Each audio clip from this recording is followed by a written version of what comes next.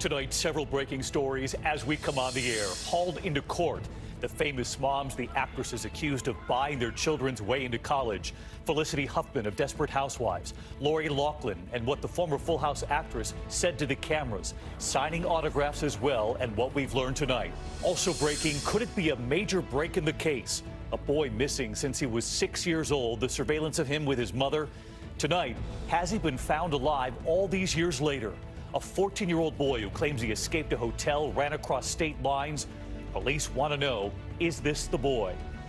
The new video just out tonight from former Vice President Joe Biden. What he now says about the women who have come forward. The American woman, a tourist, kidnapped tonight. They are demanding $500,000 in ransom. The breaking headline involving Boeing at this hour and those MAX jets. Tonight, what likely triggered that second crash, now finally revealed. What happened moments after takeoff? The devastating collision on the streets of Los Angeles, a truck barreling into a busy intersection, smashing into several vehicles, people trapped. The firebomb attack, the same neighborhood targeted twice in 24 hours. The second bomb, larger than the first. The college student who died, Timothy Piazza, no one calling for help for 12 hours. Tonight, 3 young men sent to prison. And the major headline tonight involving your health and the flu. Could there be one step to protect us all? This is ABC World News Tonight with David Muir. Good evening, and it's great to have you with us here on a very busy Wednesday night. We have several developing stories off the top tonight, and we begin with the scene outside federal court in Boston. The famous moms, the actresses accused of paying to get their kids into college. Actress Felicity Huffman facing the cameras outside, and then a judge inside. Actress Lori Loughlin, as she and her husband arrived. Loughlin has been trailed by photographers. You'll hear what she says in this moment here in just a moment. But tonight, did they pay their children's way in, costing other young students a place in those schools? ABC's Lindsay Davis leads us off from Boston. Far from the glamorous red carpets of Hollywood. Do you plan to fight this? Today, actresses Felicity Huffman and Lori Loughlin, hounded by reporters outside federal court in Boston, there for a hearing on mail fraud charges in connection with that massive college admissions scandal. A total of 12 parents stood before a judge today. Among them, real estate executives, a lawyer, doctor, and a litany of CEOs, all facing criminal charges punishable by prison time. Over the weekend, Loughlin refused to answer any questions about the scandal. Lori, do you regret handling the way you handled your kids' education? Sorry, I can't talk to you. You can follow me around all day if you want, but I just can't comment right now. After arriving in Boston with her husband, designer Massimo Giannulli, Loughlin was all smiles, even signing autographs. Former castmate Candace Cameron Bure from Full House continues to extend her unwavering support. I've already said that we are family, and we stand by each other and pray for each other, and we'll always be there for each other. The couple is accused of paying $500,000 in bribes to get their 2 daughters into USC, posing them as fake recruits for the crew team. This is Olivia Jade. One of them, 19-year-old social media influencer star Olivia Jade. Also in court today, Desperate Housewives star Felicity Huffman, who allegedly paid $15,000 to have an SAT proctor correct her daughter's answers. One parent not in court today, marketing CEO Jane Buckingham, who's in talks with the government about a possible plea deal. When your friends tell you to lie on your resume, you 100% do not do it. She is accused of paying $35,000 to bribe a proctor and have someone else take her son Jack's ACT test. Jack Buckingham says he was totally unaware of the scheme and has publicly apologized for gaining an advantage over other deserving applicants. All right, Lindsay Davis with us live tonight from Boston. She's been covering this story from the start. And Lindsay, there are other families we know who are deciding whether to cooperate with prosecutors. That's right, David. ABC News has learned that prosecutors are putting some pretty intense pressure on some of these defendants, essentially saying, look, cooperate or face additional charges, including tax fraud. The grand jury has a deadline of April 11th to hand up additional charges, David. Lindsay Davis leading us off tonight. Thank you. Also breaking at this hour, could it be a major break in a national case?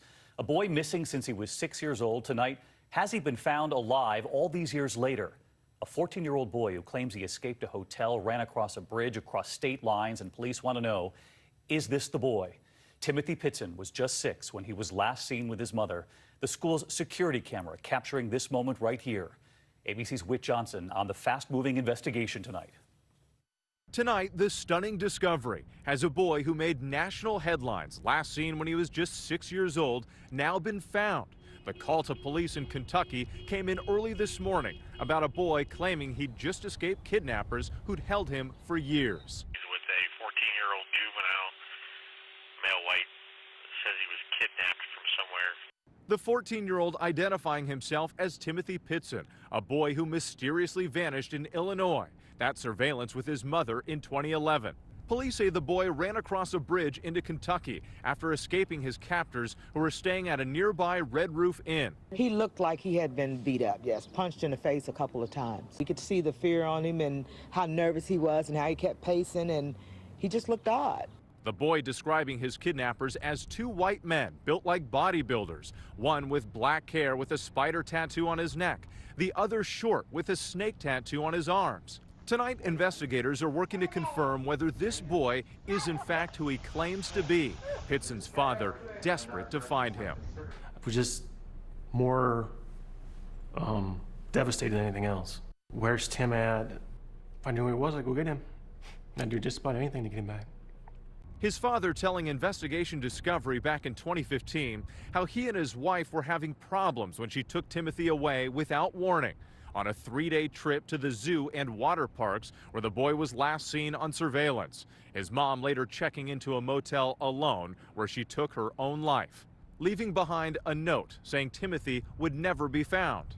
She indicated that Timothy was somewhere safe with people who would love and care for him and that we would never find him. For years, detectives searched. This age progression showing what he might look like today. Tonight, after 8 long years, Timothy's family is anxiously waiting for word. I'm very hopeful that it's him and that he's okay and he's been in a good place when he was gone, that he's going to come back to us. Very cautiously hopeful. And if it turns out to be him, we'll be thrilled. David, we know the teen is getting medical care while investigators are still trying to confirm his identity. Also tonight, the FBI and police in Illinois are working together on this case, trying to track down those two men believed to be driving a white Ford SUV with Wisconsin plates. David. All right, Whit Johnson in Kentucky for us. Whit, thank you. There is also new video just out tonight, a message from former Vice President Joe Biden. What he now says after 4 women have come forward to claim he acted inappropriately. Here's ABC's Mary Bruce. Tonight, after 5 days of mounting pressure, former Vice President Joe Biden is acknowledging that some of his behavior has made women uncomfortable and is trying to explain. I always tried to be, in my career, I've always tried to make a human connection.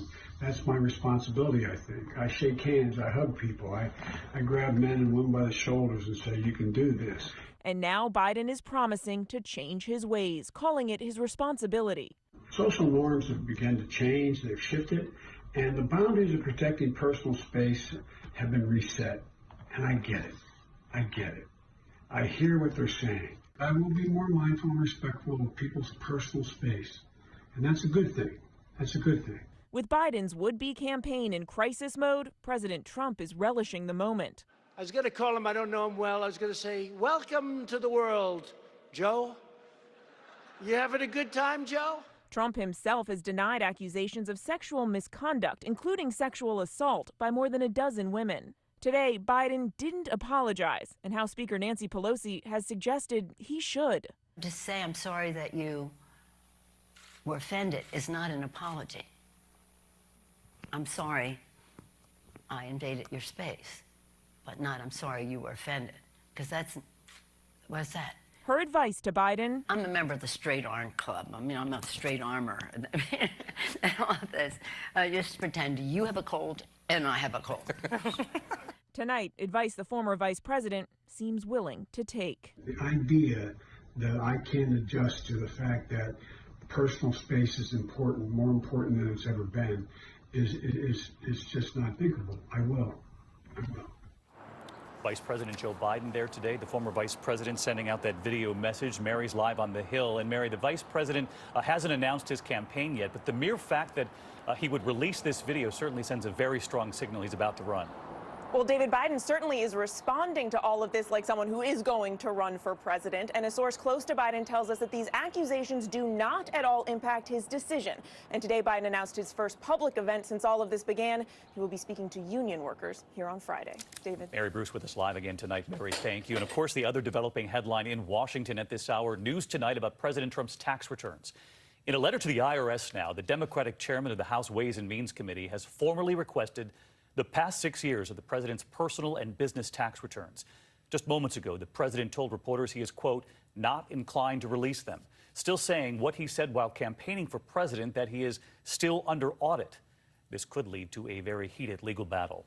In the meantime, we turn tonight to the American woman, the tourist, kidnapped, and they are now demanding $500,000 in ransom at this hour. It happened during a drive through a popular national park in Uganda. Here's ABC's David Wright now. Tonight, a desperate search underway in Uganda's most popular tourist destination, Queen Elizabeth National Park, seen here in a promotional video from the group Wild Frontiers. An American tourist kidnapped at gunpoint. A 35-year-old woman identified by the tour group as Kimberly Sue Endicott. Authorities say that 4 armed men also abducted her driver and guide, Jean-Paul Merenge Remezo. Ugandan police say the kidnappers, using the victim's cell phone, demanded $500,000 in ransom. They say the abduction took place Tuesday evening at dusk during a game drive. The kidnappers taking the keys to the group's vehicle and leaving behind an elderly Canadian couple who reported the kidnapping. Ugandans say they have blocked off all the park exits near the border with neighboring Congo, while security forces conduct a search. Mr. Secretary, are you concerned about the American kidnapping in Uganda? Today, at a photo op with the Congolese president, Secretary of State Mike Pompeo declined to answer the question. The State Department says it is aware of the reports, but for now, U.S. officials won't comment. Just yesterday, speaking in general terms, not about this case, Secretary of State Pompeo reiterated the U.S. position that the U.S. does not pay ransom for hostages. And the reason is simple. U.S. officials worry that if they did give in to ransom demands, it would only encourage more kidnappings. David? All right, David Wright reporting in from London, thank you. And next here this evening, we have new reporting about the final moments of the doomed Ethiopian Airlines flight. ABC News has now learned that the Boeing 737 MAX hit something shortly after takeoff. That strike damaging the lone sensor on the jet controlling that automated system. ABC's David Curley and what sources have now revealed to us. 2 aviation sources telling ABC News tonight that a sensor damaged at takeoff started a chain of events that led to that second 737 MAX crash in Ethiopia. That one angle of attack sensor, a vane outside the cockpit, was hit by a bird or foreign object, according to those familiar with the investigation. Like in the first crash, Lion Air in Indonesia, bad data from the sensor engaged the anti-stall system, MCAS, which nose the jet down dramatically. As we learned in a simulator, the procedure for pilots is to use a thumb button to electronically nose up the plane. It's called trimming the aircraft. If that fails, Boeing's emergency procedure calls to shut off power to the motors that nose up or down the plane. The sources say the Ethiopian pilots did not trim the jetliner before shutting off the power. One source says they did try to manually trim the jet, but then turn the power back on, leading to the MCAS system misfiring again, nosing down the jet again, and the pilots unable to maintain control. It's inexplicable that they would go through the emergency procedure, but then re-engage the very motors, the very trim system that was causing the problem. David Curley with us live again tonight on this story. And David, we know the Ethiopians are set to present their preliminary findings from those black boxes tomorrow. You're reporting they're already coming in tonight. And in the meantime, in an effort to calm the flying public here in the U.S. and around the world, Boeing CEO took a test flight with that new software fix today.